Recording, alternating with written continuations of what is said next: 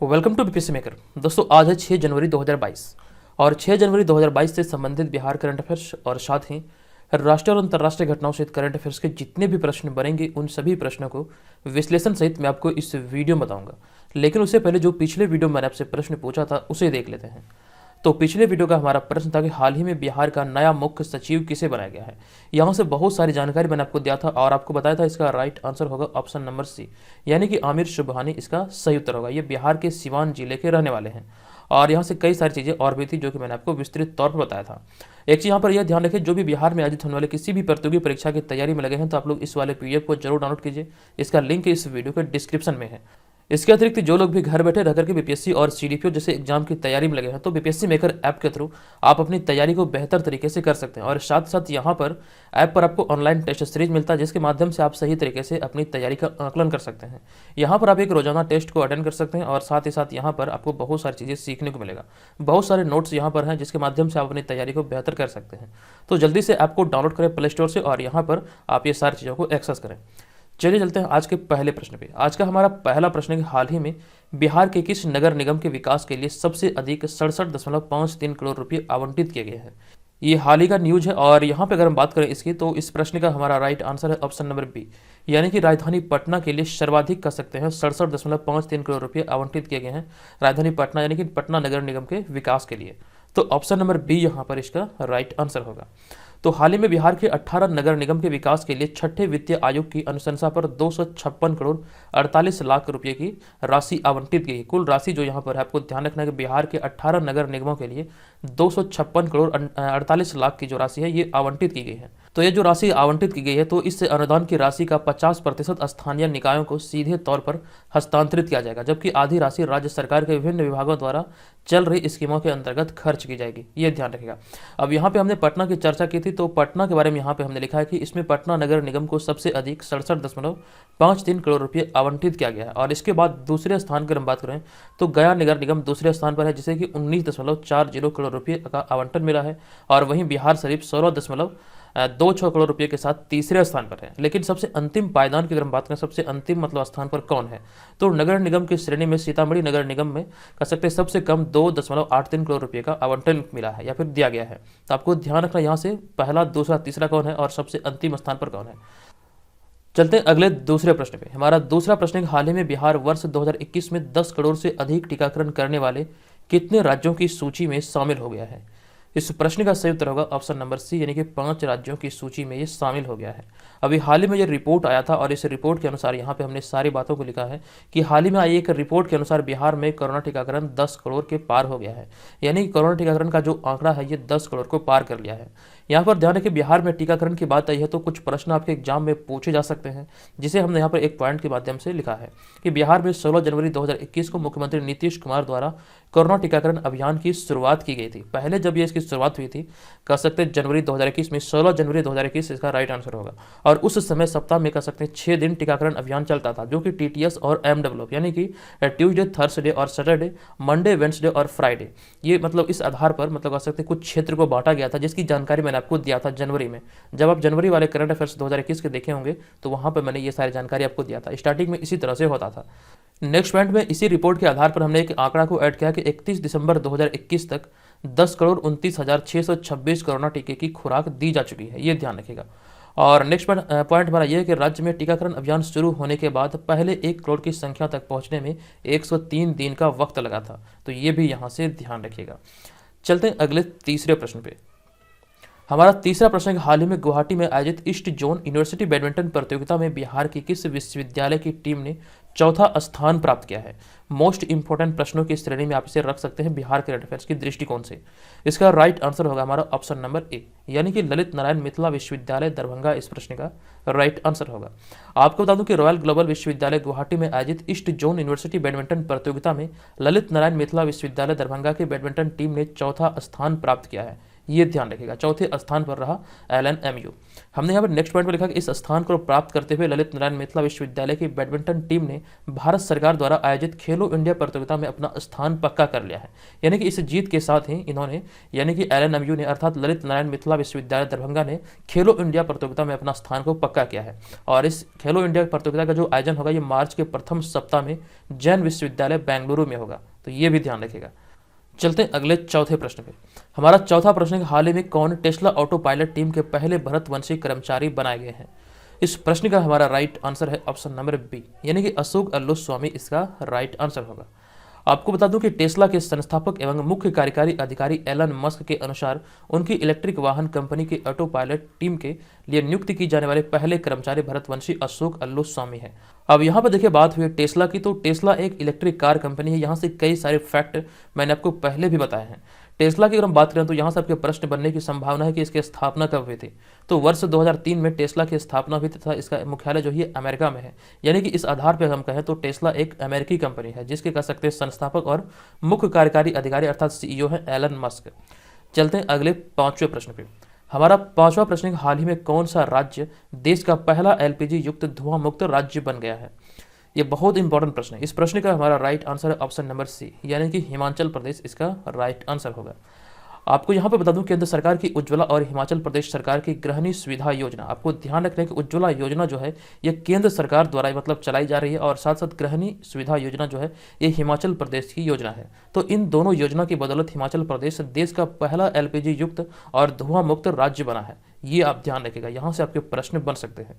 और एक पॉइंट में हम यहाँ पे लिखा कि सरकारी आंकड़ों के मुताबिक उज्ज्वला योजना के तहत 31.81 करोड़ रुपए की लागत से प्रदेश में 1.36 लाख निःशुल्क घरेलू रसोई कनेक्शन दिए गए हैं, जबकि हिमाचल प्रदेश सरकार की गृहिणी सुविधा योजना के तहत करीब 120 करोड़ रुपए खर्च करके 3.23 लाख गृहिणियों को मुफ्त में गैस सिलेंडर उपलब्ध कराए गए हैं। अब यहाँ पर ध्यान दीजिए इस दोनों योजना का उद्देश्य क्या है। जो केंद्र सरकार के द्वारा उज्ज्वला योजना चलाई जा रही है या फिर राज्य सरकार के द्वारा ये कह सकते हैं गृहिणी सुविधा योजना चलाई जा रही है, इस दोनों योजना का एक ही उद्देश्य एक ही मकसद है। यह योजना पर्यावरण संरक्षण के लिए कार्यान्वित की जा रही है। ये ध्यान रखिएगा, पर्यावरण को देखते हुए कह सकते हैं उज्ज्वला योजना या फिर ये जो राज्य सरकार की गृहिणी सुविधा योजना है इसको चलाई जा रही है। चलते हैं अगले छठे प्रश्न पे। एक चीज यहाँ पर यह ध्यान रखें, जो उज्ज्वला योजना की हमने बात की है तो उज्ज्वला योजना का यहाँ पर अभी वर्तमान समय में दूसरा चरण चल रहा है। पहले चरण की जो शुरुआत हुई थी उत्तर प्रदेश में हुई थी और दूसरे चरण की जो शुरुआत हुई थी ये भी उत्तर प्रदेश के महोबा से हुई थी। यानी कि दोनों चरण की जो शुरुआत हुई थी ये उत्तर प्रदेश से ही हुई है, आपको ये ध्यान रखना है। हमारा अगला है यहाँ पर छठा प्रश्न। ये प्रश्न हाल ही में अमेरिका ने माली, गिनी और किस देश को शुल्क मुक्त व्यापार कार्यक्रम से बाहर किया है? ये हाल ही का न्यूज है और इस प्रश्न के अगर हम राइट आंसर की बात करें तो इसका राइट आंसर है इथियोपिया, यानी कि ऑप्शन नंबर बी इस प्रश्न का राइट आंसर होगा। आपको इस प्रश्न बारे में बता दूं कि हाल ही में माली, गिनी और इथियोपिया इन तीनों देशों में तख्ता पलट की घोषणा की गई है और इस घोषणा के फलस्वरूप अमेरिका ने इन तीनों देशों को शुल्क मुक्त व्यापार कार्यक्रम से बाहर कर दिया है। आपको यहाँ पर ध्यान रखना, ये जो बाहर किया गया शुल्क मुक्त व्यापार कार्यक्रम से या फिर इस नीति से, ये अमेरिका के द्वारा तीनों देशों को इससे बाहर किया गया है। यहाँ पर एक पॉइंट भारत और अमेरिका से संबंधित है जो कि बहुत ज़्यादा इंपॉर्टेंट है। यह पॉइंट है कि हाल ही में भारत के बाहर पहला योग विश्वविद्यालय अमेरिका के लॉस एंजल्स में खोला गया है, ये ध्यान रखिएगा। चलते अगले सातवें प्रश्न पे। हमारा सातवां प्रश्न है कि हाल ही में नस्ल संरक्षण के लिए किस राज्य के पशु चिकित्सा और पशु विज्ञान विश्वविद्यालय को राष्ट्रीय पुरस्कार मिला है? इंपॉर्टेंट है और इस प्रश्न का हमारा राइट आंसर है केरल राज्य के पशु चिकित्सा और पशु विज्ञान संस्थान या फिर विश्वविद्यालय को राष्ट्रीय पुरस्कार मिला है। तो ऑप्शन नंबर सी इस प्रश्न का राइट आंसर होगा। आपको बता दूं केरल पशु चिकित्सा और पशु विज्ञान विश्वविद्यालय के तहत पोल्ट्री प्रजनन मनुत्थी पर अखिल भारतीय समन्वित अनुसंधान परियोजना ने 2021 के लिए राष्ट्रीय नस्ल संरक्षण पुरस्कार प्राप्त किया है। आपको यहाँ पर यह ध्यान रखना है केरल राज्य के पशु चिकित्सा और पशु विज्ञान विश्वविद्यालय ने यह राष्ट्रीय नस्ल संरक्षण पुरस्कार प्राप्त किया है 2021 के लिए, ये आपको ध्यान रखना। तो केरल इस प्रश्न का राइट आंसर होगा। हमने यहाँ पर इस पुरस्कार के बारे में लिखा कि इस पुरस्कार स्वरूप एक प्रशस्ति पत्र और 10,000 रुपये दिए गए। और यहाँ पर हमने चर्चा की केरल की, तो केरल से रिलेटेड 2 पॉइंट हमने ऐड किया, दोनों के दोनों बहुत ज़्यादा इंपॉर्टेंट है।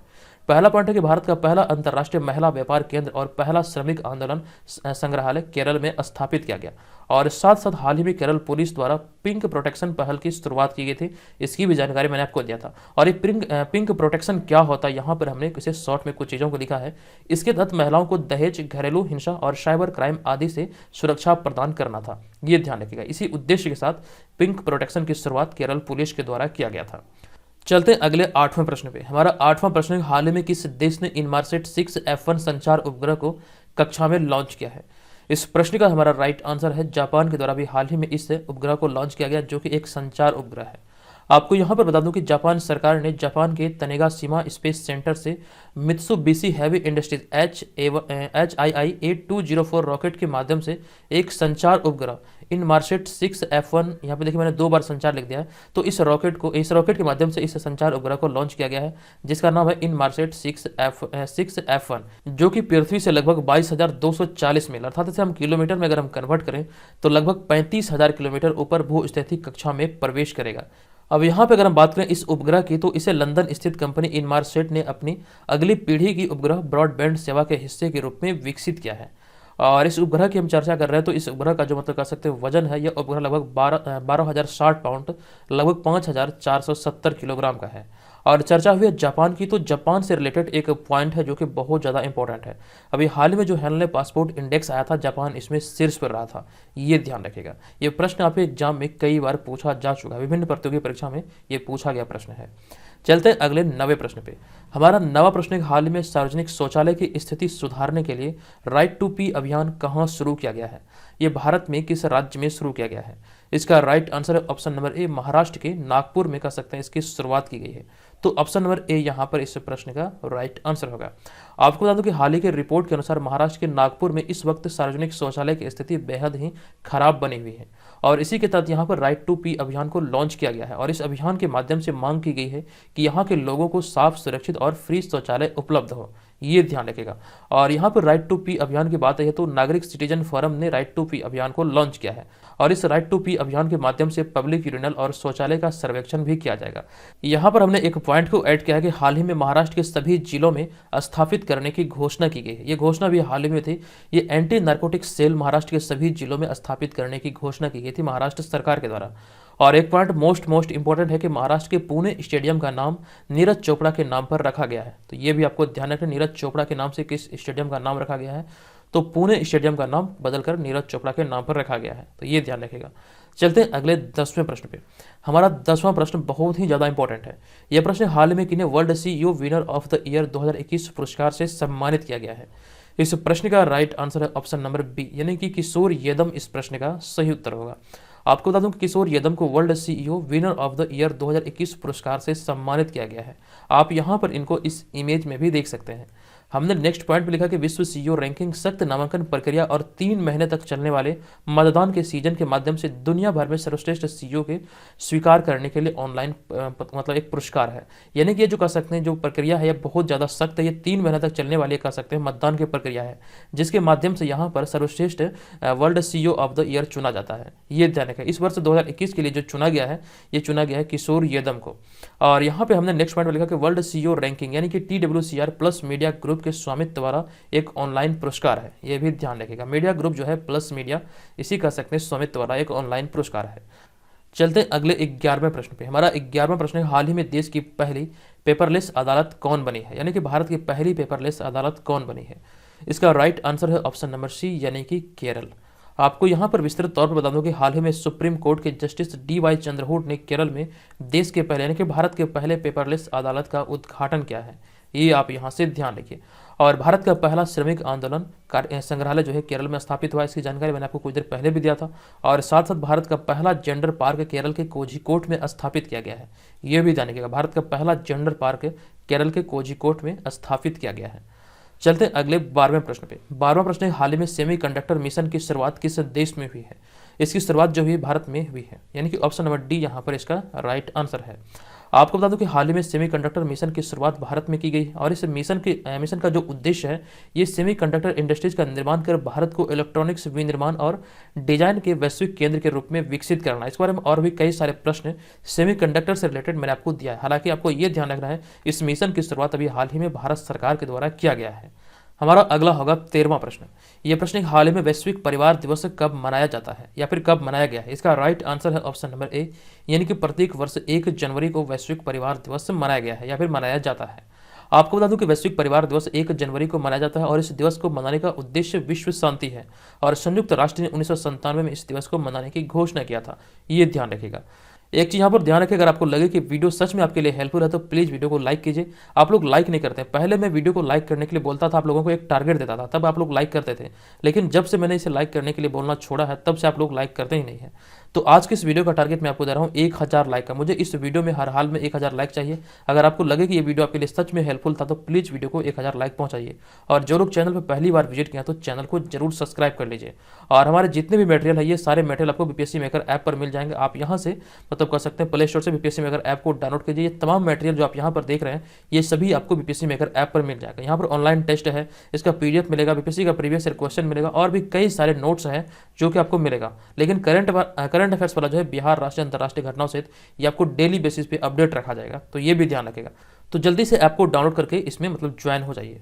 चलते हैं आज के इस वीडियो के प्रश्न की ओर। आज के इस वीडियो का हमारा प्रश्न है कि हाल ही में सिवान जिला के किस व्यक्ति को राज्य स्वास्थ्य मंत्री और पंचायत राज्य मंत्री ने बिहार श्री सम्मान से सम्मानित किया है? बताइए इस प्रश्न का राइट आंसर क्या होगा, क्योंकि इस प्रश्न के बारे में कंप्लीट जानकारी मैंने आपको दिया है।